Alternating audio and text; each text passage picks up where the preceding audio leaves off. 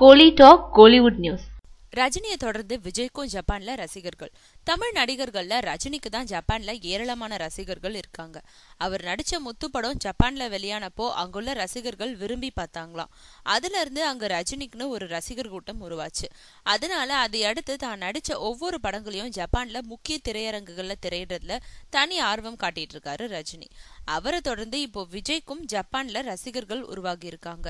அந்த வகையில ஜப்பான்ல வெளியாகும் விஜய் படங்கள் சமீப காலமா நல்ல வசூல குவிச்சுக்கிட்டு இருக்கு. அதோட விஜய் படங்கள் வெளியாகும் நாள்ல தமிழகத்துல இருக்கிறது மாதிரி அங்குள்ள சில தியேட்டர்களையும் நல்ல ஒரு ஓபனிங்கும் இருந்துட்டு இருக்கான்.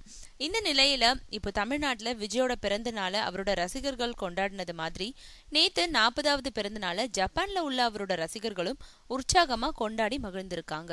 அதோடு விஜய்க்கு ஏராளமான போன் செஞ்சு பிறந்த நாள் வாழ்த்து தெரிவிச்சிருக்காங்க. ஆக விஜயோட புகழ் கடல் கடந்தும் பரவிக்கிட்டு இருக்கு.